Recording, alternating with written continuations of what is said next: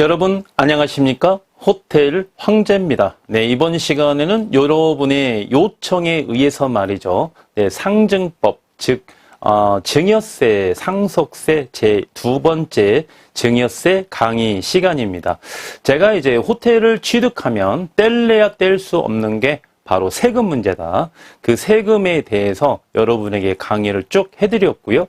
그 다음에 이제 여러분의 요청에 의해서 지금 증여세 두 번째 강의 시간인데요. 자, 증여세도 상당히 좀 중요합니다. 호텔을 기준으로 말씀을 드려도 예전에는 호텔을 이제 증여할 시점이나 또는 이제 상속할 시점이 도래한다면 거의 다 호텔을 보유하신 분들이 그냥 처분을 해버렸어요. 호텔을. 그런데 지금은 호텔을 이제 예전처럼 이제는 어떤 사회적인 시선이라든지 또는 사회적인 지위라든지 또는 어떤 재산 가치의 형성으로 봤을 때 단순히 처분하기에는 너무 아까워서 증여 내지는 상속을 해주는 게 상당히 많습니다. 그래서 이제 상담을 해보면 말이죠. 부모님께 호텔을 증여를 받아서 또는 상속을 받아서 처분을 의뢰하는 수증자 내지는 상속인이 많이 상담하는 사례가 늘어나고 있는 추세입니다. 따라서 여러분 호텔을 보유하신다면, 호텔을 취득하신다면 이 세금은 항목별로 세세하게 여러분께서 좀 이해를 하셔야 되겠고요. 특히 상속세, 증여세는 세율이 굉장히 높은 세목 중에 하나입니다. 왜냐하면 이 정부나 국가에서 봤을 때 이 상속세 그다음에 증여세, 납세 의무자를 봤을 때요, 이거를 불로소득으로 보거든요. 불로소득으로 보기 때문에 세율이 좀 높아요. 세율이 높다는 거는 그만큼 납세 의무자 입장에서는 부담스러운 항목입니다. 그래서 여러분께서 절세 효과를 누리기 위해서는 증여세, 상속세도 꼼꼼하게 체크하셔서 이런 상식을 뛰어넘어서 좀 지식을 보유하시는 게 훨씬 향후에 유리하다. 그런 과정의 일련으로 여러분에게 강의를 해드리고 있습니다. 여러분께서도 많은 도움이 되시기를 바라겠고요. 제 강의만 들어도 말이죠. 상속세, 증여세, 이런 내용이구나. 내가 절세를 보기 위해서는 어떻게 해야 되겠구나. 이런 답까지 제가 이해하기 쉽게끔 제공을 해드리고 있으니까 강의 시간만 좀 집중하시고요. 중요한 부분은 메모를 하시는 것도 제가 권유드리겠습니다. 자, 증여세. 이번 시간은 두 번째 시간이죠.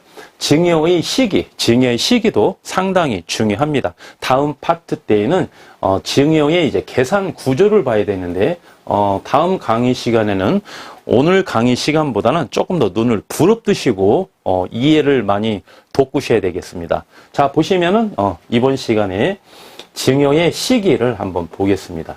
자, 증여의 시기가 왜 중요하느냐 이렇게 보시면 증여한 시점을 알아야 증여를 언제까지 증여세를 언제까지 신고 납부해야 되는지 그 기간을 우리가 산정할 수 있지 않겠습니까?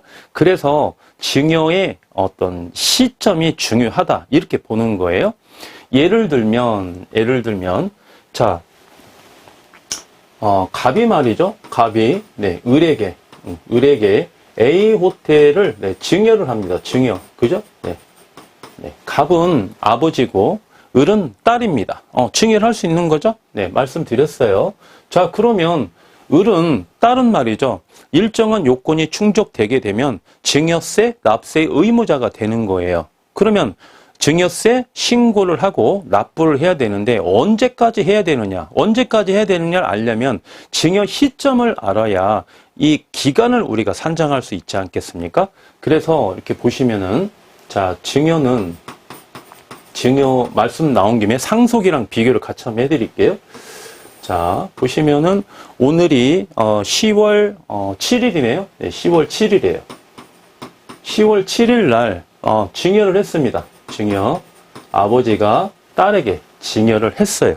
그러면 딱 보니까 증여세를 신고하고 납부해야 돼. 언제까지 해야 되느냐? 계산을 미리 해봐야 되는 거죠. 자, 그러면 증여한 날에 날의 말일부터, 말일이면은 10월 31일이죠. 10월 31일부터, 이날부터 3개월 이내에 신고하고 납부를 해야 됩니다. 그러면 11월 31일, 네, 12월 31일, 여기는 30날이네요. 10월 30일, 네. 그 다음에 2026년 1월 31일, 그죠? 네, 그렇게 해서 자 3개월 이내에 신고하고 납부해야 됩니다. 다시 한번 말씀드리면 증여한 날이 속하는 달의 말일부터 3개월 이내에 신고뿐만이 아니라 납부도 해야 된다는 거예요. 그렇죠? 네.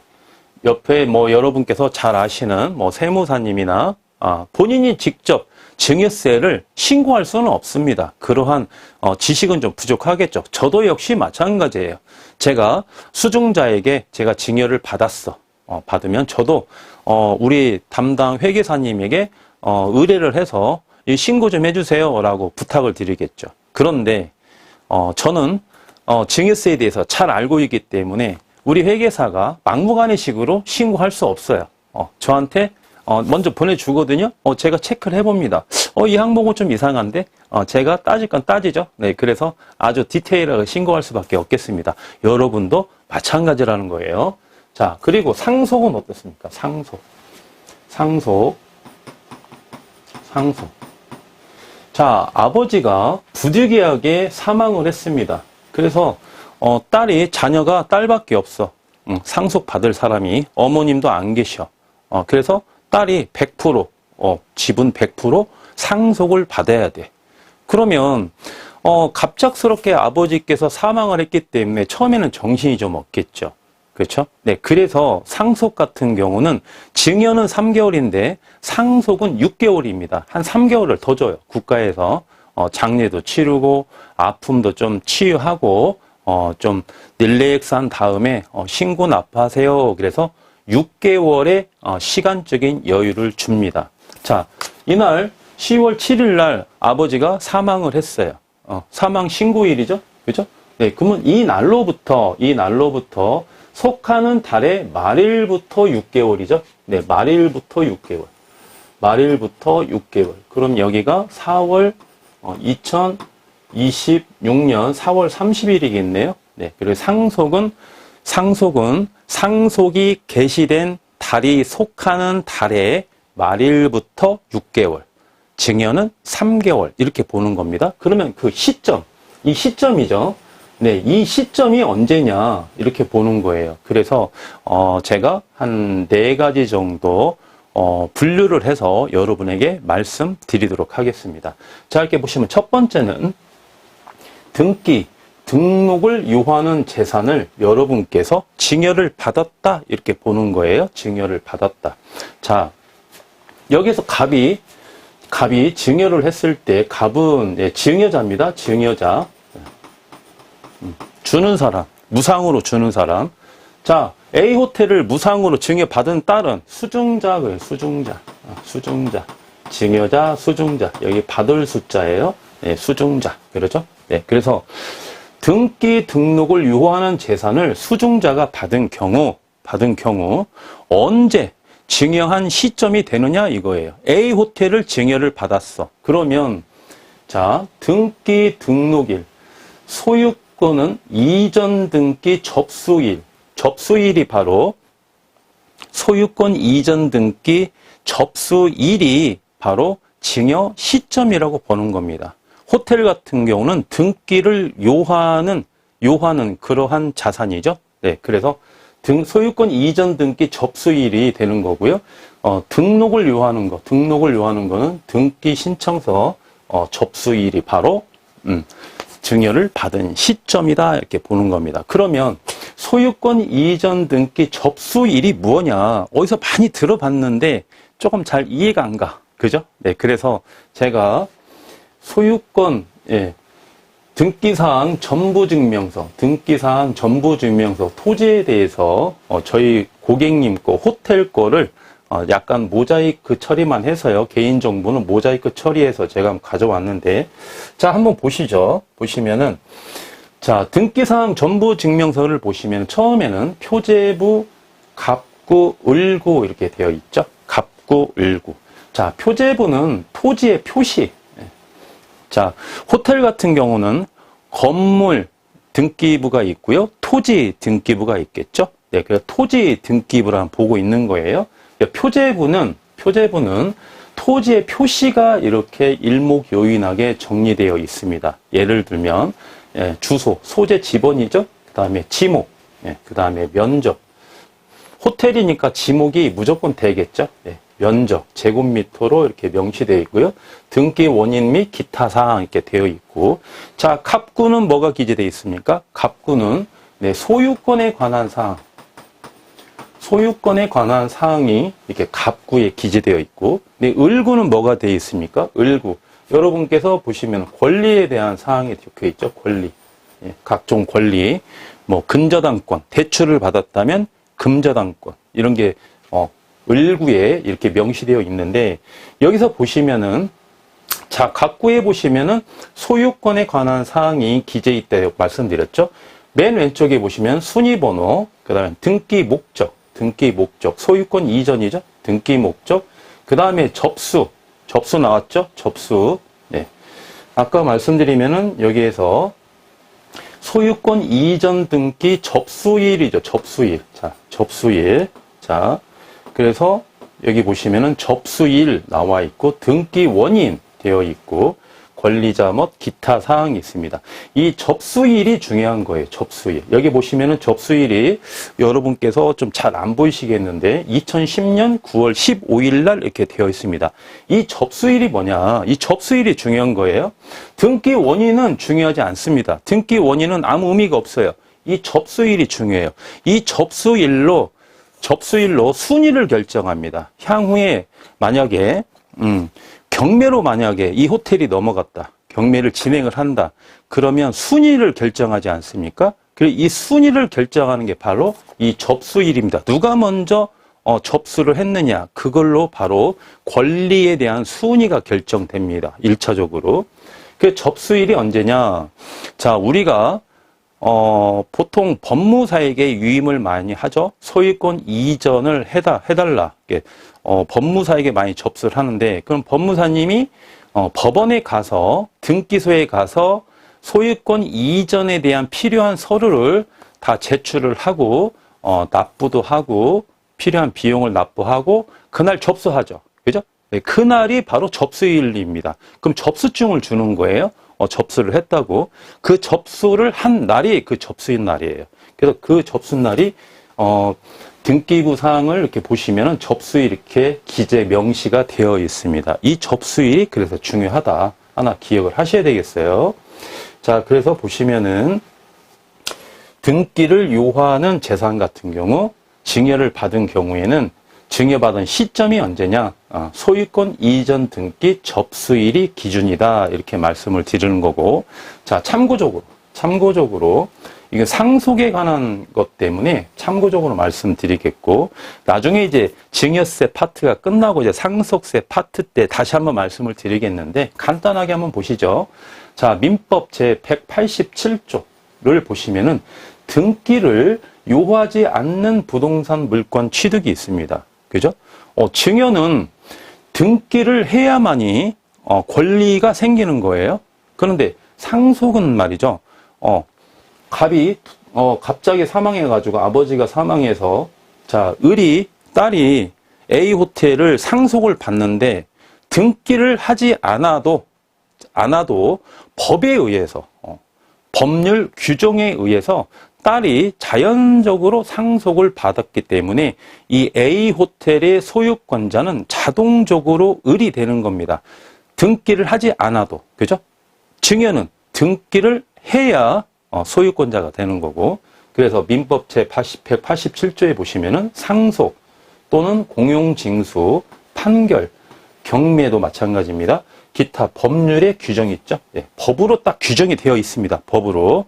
등기하지 않아도 상속인은 A 호텔에 권리를 갖는다.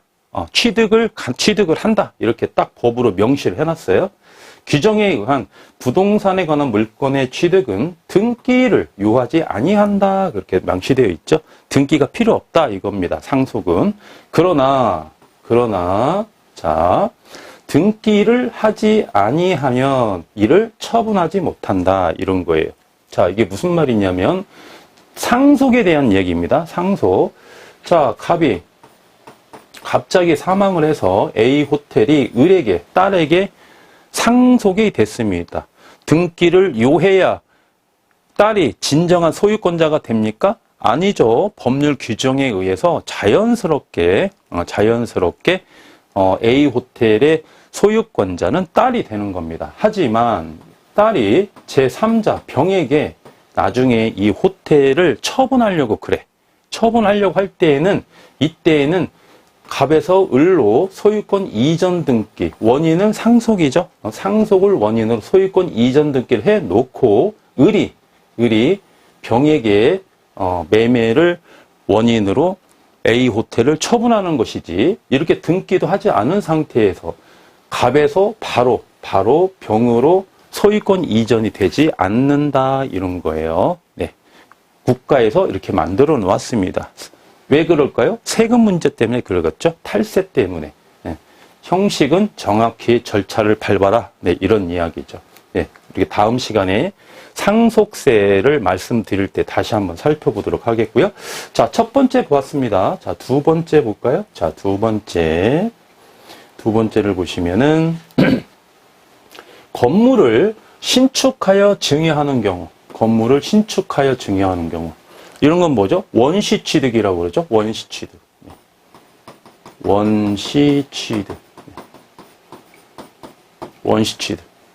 자, 원시 취득을 하는 데 있어서 보시면, 자, 갑이 아버지입니다. 네, 아버지예요. 자, 아버지가 A 호텔을 이제 신축을 하고 있습니다. A 호텔을 신축을 해서 이 호텔을 딱 지어가지고 영업을 하면서 바로 이 딸에게 증여를 하려고 그래. 이 호텔을 바로 증여를 하려고 그래. 내가 이 호텔을 보유하려는 게 아니야. 취득하려는 게 아니야. 딸이 잘 모르잖아. 사회 경험도 없고 돈도 없고 나는 돈도 있어. 사회 경험도 많아. 공사도 잘 알고. 그래서 A 호텔을 내가 지어서 우리 딸에게 내가 증여를 하려고 그래. 이러한 경우라는 이야기죠. 그래서 신축을 해서 을에게 딸이죠. 증여를 한다. 증여를 하려고 할 때 그러면 증여 시점이 언제냐 이렇게 따져보는 거죠. 왜? 3개월 이내에 신고 납부해야 되니까. 그렇죠? 증여세를. 그럴 때에는 원칙적으로 그 호텔에 사용 승인서를 교부하는 날이 있습니다. 제가 물건을 브리핑할 때 사용 승인일 2003년 8월 1일 이렇게 브리핑을 드리죠. 네, 그날이 사용 승인일입니다. 사용 승인일은 뭘까요? 사용해도 된다. 네, 이런 이야기죠. 그러면 사용 승인을 할 수 있는 어떤 증서를 주겠죠. 시군구에서. 그게 바로 교부하는 겁니다. 교부. 사용 승인서 교부일이 딱 명시되어 있어서 이렇게 증서를 줍니다. 확인서를. 네, 그 날이 찍힌 날짜가 바로 증여한 날이다 이렇게 보시면 되겠고요. 예외적으로 준공검사일이 있습니다. 준공검사일. 우리가 완공 이렇게 이야기를 하는데 법률적인 용어는 준공입니다. 건물을 다 지었어. 완전히 다 지었어. 그러면 검사를 하겠죠. 시군구에서. 그러면 그 검사를 하고 나서 이상이 없으면 준공검사일 이렇게 날인을 해주거든요.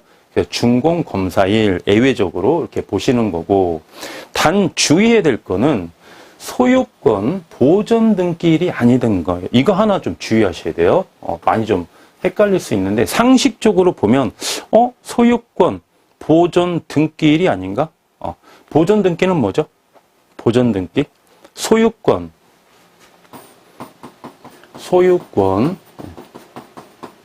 보존 등기가 있고요. 소유권 이전 등기가 있어요. 자, 이 차이가 뭐냐? 자, 소유권 보존 등기는 A 호텔을 최초로 신고하는 거예요. 자, 신축을 했죠. 신축을 했으니까 신고해야 되겠죠. 보전 등기, 최초로 신고하는 걸 보전 등기라고 하고, 그 다음에 이전 등기는 그 다음에 매매를 원인으로 갑에서 을로 넘어갔다든지, 또 뭐 증여를 원인으로 갑에서 을로 A 호텔이 이전이 됐다든지, 그럴 때에는 소유권 이전 등기 이렇게 우리가 표현을 하죠. 그래서 주의할 거는 소유권 보전 등기일이 증여 시점이 아니다, 이렇게 말씀드리는 거예요. 자, 첫 번째 사항을 보시면은 등기 접수일이라고 말씀드렸죠. 소유권 이전 등기 접수일. 자, 이거고 좀 헷갈리시면 안 된다는 겁니다.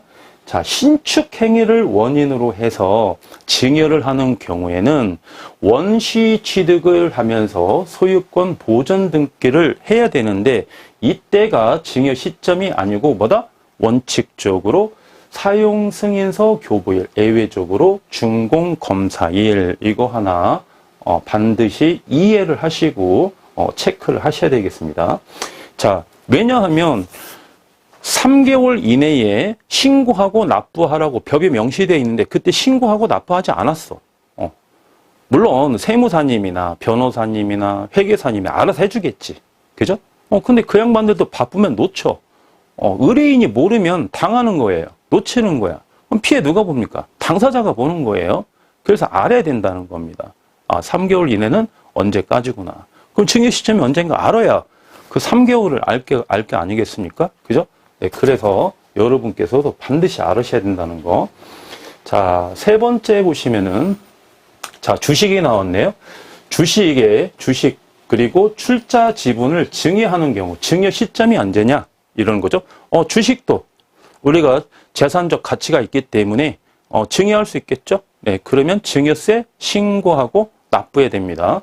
자, 원칙은 주식이나 출자 지분을 인도받은 사실이 객관적으로, 이게 포인트예요. 객관적으로. 증여받은 사실이 객관적으로 확인되는 날. 자, 제가 제 딸에게 주식을 제가 증여를 했어요. 국가에서, 압니까? 모릅니까? 자, 증여세는 국세니까. 뭘로 해요? 몰라. 내가 줬는데 그걸 어떻게 알아요? 내가 신고하고 납부하지 않는 모른단 말입니다. 그죠? 근데 줬어요. 그러면 주는 날이, 그날이 증여 시점이 되는 날이겠어요? 그렇지 않다는 겁니다. 이건 주관적인 거니까. 객관적으로 증빙이 되는 날, 그날이 원칙적으로 증여 시점이 발생한 날이다, 이렇게 보는 거고. 자, 예외적으로 객관적인 확인이 안 되는 날이 있을 수 있겠죠. 그죠? 이럴 때에는 명의 개서일 또는 기재일 날을 증여 시점으로 본다, 이렇게 이해하시면 되겠습니다. 자, 무기명 채권의 증여, 그렇습니다. 무기명 채권이 뭡니까? 무기명 채권을 증여하는 것도, 자, 신고하고 납부해야 되겠죠. 자, 무기명 채권이 뭐죠? 네. 자, 얼마 전에 추석이었는데 저희 고객님이 있지 않습니까? 고객님께서 저한테 상품권을 선물로 주셨어요. 카톡으로 선물을 주셨는데, 제가 뭘 이런 거를 보내시느냐, 다음부터는 보내시면 안 된다. 간단하게 뭐 몇만 원짜리 이렇게 선물을 해주시는 건 괜찮은데, 저도 좀 부담스럽더라고요. 백화점 상품권을 이렇게 선물 받아가지고 부담스러웠습니다. 그래서 제가 막 뭐라고 했습니다. 다음부터는 절대 그러지 마시라. 그렇게 했는데, 이 백화점 상품권, 이런 게 바로 무기명 채권이죠. 무기명 채권. 이름이 적혀 있지 않는 거야. 그럼 그 채권의 소유권자는 누구예요? 그 채권을 보유하고 있는 사람이 소유권자죠. 우리 고객님이 저에게 채권을 선물해 줬어. 그럼 채권자가 누굽니까? 제가 채권자가 되는 거예요. 그 백화점에 제가 채권자가 되는 겁니다. 그 백화점은 저에 대한 채무자가 되는 거고. 왜? 내가 상품권을 갖고 있으니까. 그죠? 근데 가서 내가 상품을 살 수 있는 거 아니겠어요? 그죠? 이런 것도 바로 채권의 증여, 이렇게 보는 거예요. 증여. 그러면 우리 애독자 여러분께서 저한테 그렇게 이야기할 수도 있겠죠. 그럼 호텔 황제님 증여세 내야 되는 거 아니에요? 받은 날로부터, 추석날부터 해서, 그죠? 내년 1월 31일까지 증여세 신고 납부해야 되지 않느냐, 저한테 이렇게 이야기할 수도 있는데, 제가 나중에 이야기를 하겠지만, 우리 고객님과 저는 친족 관계가 아니죠. 직계 존비속 관계도 아니에요. 이럴 때에는 1,000만 원 이하. 1,000만 원, 이게 상시적으로 안 하시면 좋습니다. 다음 파트 때도 이야기 해드리겠지만, 자, 직계 존비속이나 친인척이나 또 제3자의 비과세 금액이 다 다릅니다. 그래서 제3자 간의 증여를 할 때에는 1,000만 원 이하까지는 비과세입니다. 세금을 내지 않아요. 그 대신 신고는 해야 되겠죠. 근데 대부분 뭐 이 정도는 뭐 신고하겠습니까? 네, 그렇게 뭐 신고할 만한 그런 금액은 아닙니다. 예. 예전에는 500만 원이었는데 이게 개정이 돼가지고 1,000만 원으로 좀 완화가 됐습니다. 그래서 제3자 간의 증여는 1,000만 원까지는 비과세다. 상식적으로 알아두시고 다음에 한번 더 말씀을 드릴게요. 그래서 무기명 채권의 증여는 뭐냐? 증여 시점이 원칙적으로 취득 사실이 객관적으로 확인되는 날, 그죠? 객관적으로 확인되는 날이고, 예외적으로 취득자가 이자 지급을 청구한 날 또는 해당 채권의 상환을, 이게 두 번 돼 있네. 채권의 상환을 청구한 날을, 네, 무기명 채권의 증여 시점으로 본다. 객관적인 사실이 가장 포인트죠. 객관적인 사실을 입증하거나 증명하기 어려울 때는 예외적으로 적용을 해서 증여 시점으로 판단을 한다. 네, 이런 이야기겠습니다. 자, 그리고 이게 5번째인데 오타 났네요. 5번째. 기타 사항 한번 볼게요. 타인에 의하여, 이게 제3자죠. 타인에 의하여 재산 가치가 증가한 경우 이때도 증여로 보는 거예요. 그렇기 때문에 이렇게 또 명시되어 있는 거 아니겠습니까? 자, 이때도 증여로 보겠다. 신고 납부해라. 언제까지? 3개월 이내에 이런 겁니다. 자, 개발 사업의 시행 같은 경우. 개발 사업의 시행, 이게 무슨 말이냐면 개발 사업이라는 거는 주거 환경 개선 사업도 있겠죠. 주거 환경 개선 사업. 많이 들어보셨죠? 네, 공법상 용어인데 설명드리진 않겠습니다. 자, 주택 재개발 많이 들어보실 거예요. 주택 재건축, 아파트죠. 네, 그 다음에 가로주택 정비 사업 등, 네, 이러한 개발 사업의 시행을 할 때 증여를 하는 경우, 그죠? 아버지가 딸에게 증여하는 경우 증여 시점이 언제냐, 네, 이렇게 보는 거죠. 그래서 개발 구역으로 지정되어 그 지정된 고시된 날이 있습니다. 고시된 날. 이 날을 증여 시점으로 보는 거예요. 그럼 3개월 이내에 신고 납부해야 된다. 이런 이야기죠. 토지의 형질 변경 같은 경우는 허가일. 네. 토지의 형질 변경은 일정한 요건이 충족이 되면 신고해야 됩니다. 시군구에. 그 요건이 충족이 안 되면 신고를 안 해도 되는데 요건이 충족이 되면 시군구에 허가를 받고 이행을 해야 됩니다. 행위를 해야 돼요. 이러한 경우에는 그 허가일을 우리가 증여 시점으로 보는 거예요. 그 토지의 형질 변경 같은 경우에는 절토, 성토, 정지, 포장 이런 게 있는데 이러한 행위의 토지의 형질 변경을 하는 경우에는 일정한 요건이 충족되는 경우에는 시군구에 신고를 해야 되는데 그때 허가를 받지 않습니까? 그 허가일이 증여 시점이다 이렇게 보는 겁니다.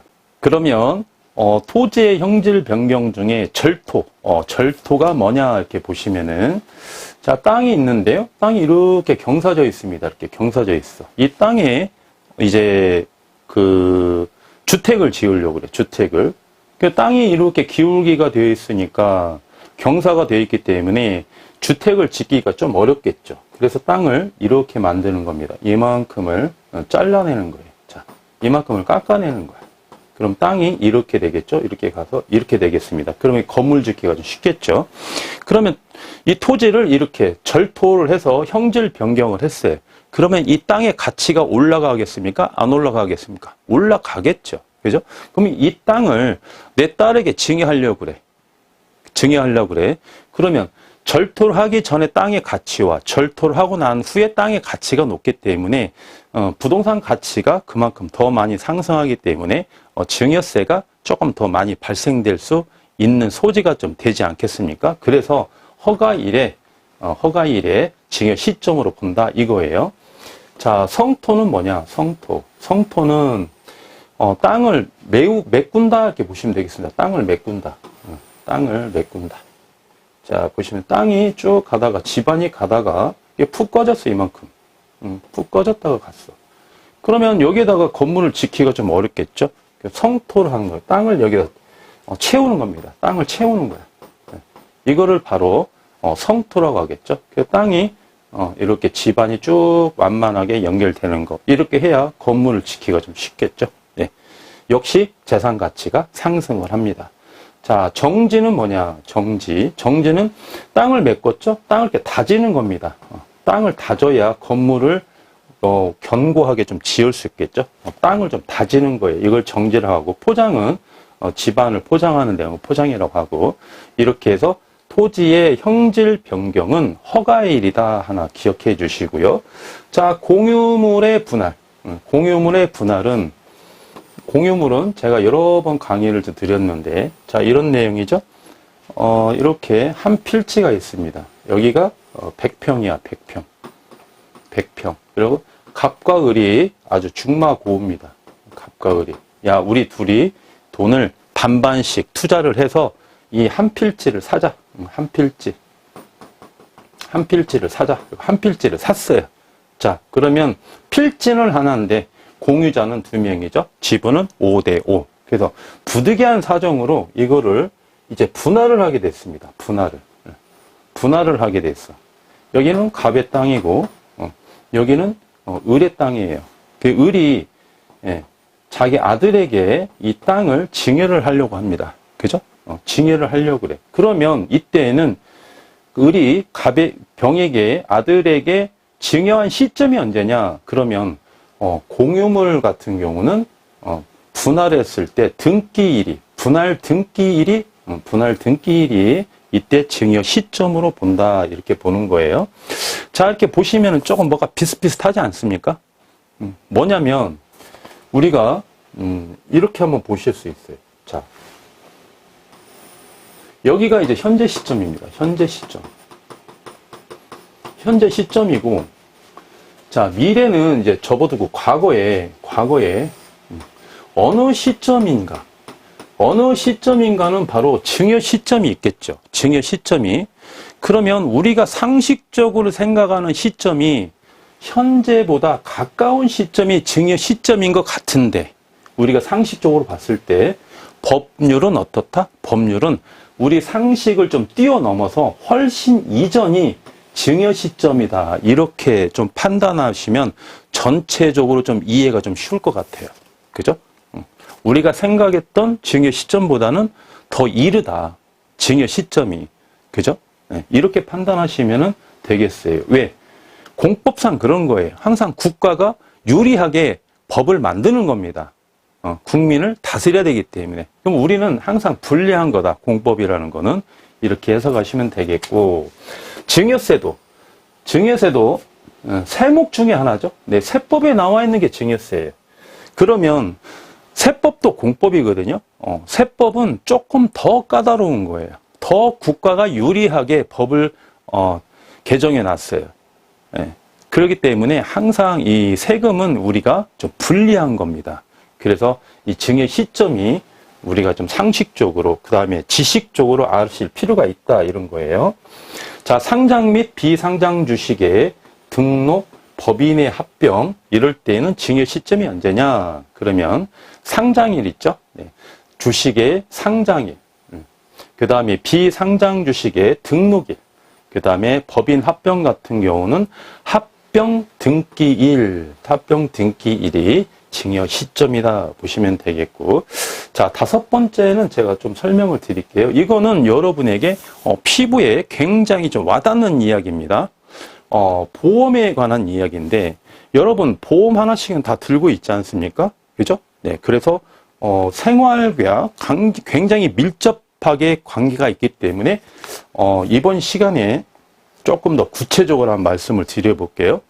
호텔 황제는 공인중개사뿐만이 아니라 또 국가공인 자산관리사이지 않습니까? 그래서 그때 보험에 대해서 공부를 좀 굉장히 많이 합니다. 그래서 상식적으로 여러분께서 알아놓으시면 좋겠어요. 생활과 밀접한 관계가 있기 때문에 먼저 여기 명시되어 있는 거 잠깐 한번 읽어볼까요? 자, 생명보험 및 손해보험의 보험금을 지급할 때 징의 시점은 언제냐? 그러면 보험사고가 발생한 날 이렇게 되어 있는데, 자, 한번 설명을 드려볼게요. 자, 이 시간에 제가 말씀드리는 것만 이해하셔도 보험에 대해서는 한 80%는 여러분들이 안다고 보셔도 되겠습니다. 80%는 생활에 아주 밀접하게 연관되어 있다. 네, 말씀드렸어요. 자, 보시면은 보험료가 있고요. 보험료가 있고 보험금이 있습니다. 보험금. 자, 용어의 차이인데 무슨 차이가 있을까요? 제가 매달 보험회사에다가 보험료를 납부합니다. 보험료를 납부하고요. 제가 이제 우리 그냥 일반 통상적으로 보험금을 타먹었다 그러죠. 보험료를 타먹었다고 안 합니다. 보험금을 타먹었다 이렇게 이야기합니다. 내가 보험회사에다가 주는 돈은 보험료 매달 납부하죠. 보험료를 납부하는 거고, 그리고 보험사고가 발생이 돼서 내가 보험금을 수령할 때, 보험회사에서 내가 보험금을 수령할 때는 보험금이다 이렇게 표현을 해요. 네. 그래서 이 차이만 아셔도 보험에 대해서는 50%는 다 이해합니다. 자, 보시면 자, 보험회사가 있어요. 보험회사. 보험회사를 보험자라고 이렇게 이야기합니다. 보험회사를 여러분이 보험자가 아니에요. 그러면 우리는 보험을 가입했죠. 보험회사에다가 우리는 보험을 가입했어요. 그럼 우리는 뭐다? 우리는 피보험자라고 부릅니다. 피보험자. 네. 그 당사자끼리 우리가 보험약관에 의해서 보험을 가입을 하죠. 보험을 가입하게 되면 보험회사, 보험자는 여러분 피보험자에게 보험 증권을 교부하죠. 여러분 보험 증권 가지고 있죠? 네. 그러면 여러분께서는 자, 보험료입니까? 보험금입니까? 매달 그렇죠. 네. 보험료를 이렇게 납부를 하는 그런 계약이 완료가 되는 겁니다. 그죠? 네. 그래서 여러분께서 만약에 생명보험에 가입을 했다. 생명보험, 손해보험의 차이는 잠시 후에 말씀드릴게요. 생명보험에 가입을 했다. 생명보험 안에는 사망보험이 있죠. 사망보험이 있어요. 연금보험도 있고. 자, 연금보험은 일정한 요건이 충족되면 매달 내가 받는 돈이에요. 언제까지? 내가 죽을 때까지. 매달 받는 게 연금. 그죠? 연금보험이고. 자, 생명보험 뭡니까? 사망보험은 뭡니까? 사망보험은 내가 죽었을 때 누군가는 보험금을 수령하는 거. 그게 바로 사망보험이죠. 생명보험이죠. 그죠? 그래서 내가 생명보험을 가입을 했어. 생명보험을. 그러면 내가 생명보험을 가입했는데 내가 사망을 했으면 내가 보험금을 수령하지 못하죠. 그렇죠? 그럼 내가 보험을 가입을 할 때 수익자라는 개념이 있어. 수익자. 여기 수익자. 자, 보험 설계사가 와서 자, 보험 계약서를 작성합니다. 제가 피보험자야. 피보험자 인적란에 다 적고 그러면서 이제 보험 설계사가 설명을 하죠. 수익자란에다가 수익자가 누가 타먹을 건지 보험금을 생명보험을 누가 타먹을지 기재해 주세요. 그러면 보통 자기 자녀분을 많이 쓰죠. 자녀분들을. 자녀분을 쓰는 게 이게 수익자입니다. 내가 사망했을 때 내 자녀가 보험금을 수령해 가라. 네, 이런 이야기예요. 그죠? 수익자. 네. 그러면 만약에 내가 피보험자가 사망을 했다. 그러면 보험회사가 이 수익자에게 피보험자는 없으니까 수익자에게 보험금을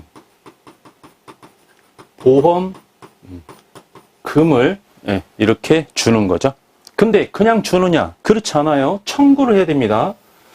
네, 그냥 주는 거 자동으로 주는 거 아니야. 3년 이내에 수익자가 보험회사에 청구를 해야 돼. 청구. 보험금을 청구를 해야 돼. 이게 1번이에요. 청구하지 않으면 보험회사는 주지 않습니다. 청구를 해야만이 입증을 하고 청구를 해야만이 보험자가 수익자에게, 아들에게 보험금을 이렇게 지급을 하는 거죠. 그런 구조로 되어 있습니다. 그래서 보험자, 피보험자, 수익자 개념을 좀 아셔야 되겠고, 자, 그 다음에 이 보험에는 말이죠, 3가지 보험으로 나뉩니다. 3가지 보험. 자, 첫 번째는 말씀드린 것처럼 생명보험. 생명보험이 있고요. 보험의 종류라고 보시면 되겠죠. 두 번째는 이게 손해보험이 있어요. 손해보험.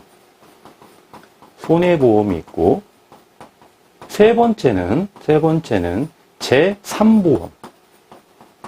제3보험 이렇게 보험이 크게 3가지로 이렇게 나눠져 있습니다. 그래서 여러분 주변에 보험 설계사 많이 계시죠?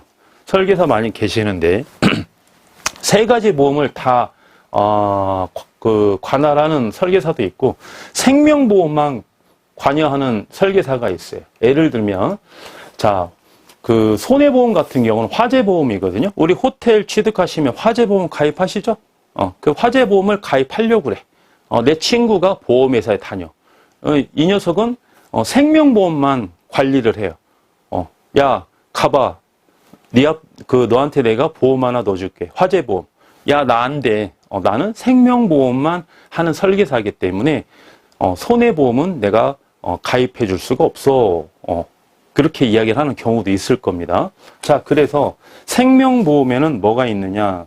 말씀드린 것처럼 생명보험은 생명보험.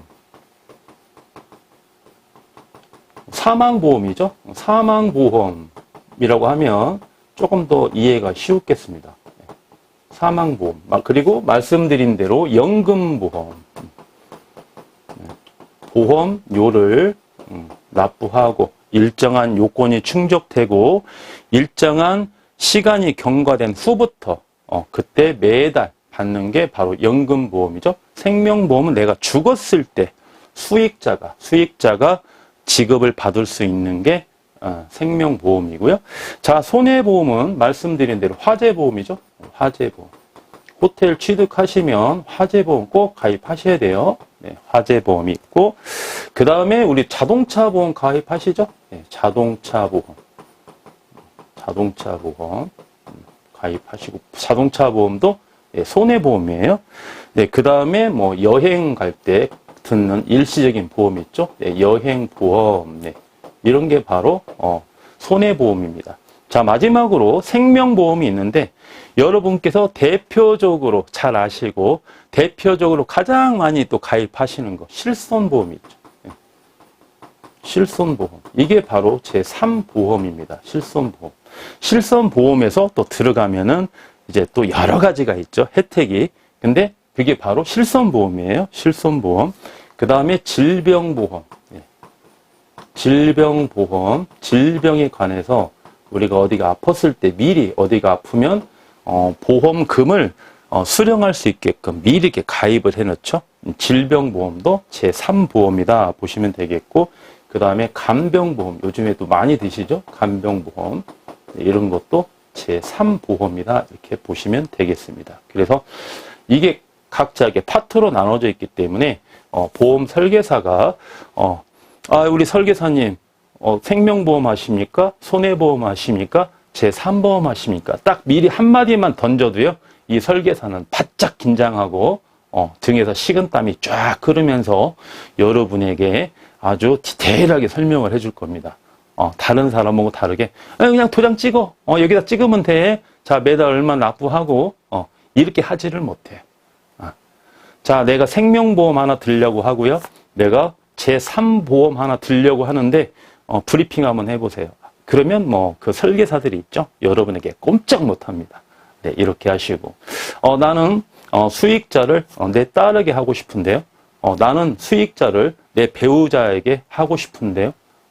나는 사망보험을 싫고 나는 연금보험을 가입하겠습니다. 그렇게 해서 생명보험 하나 넣어주시고요.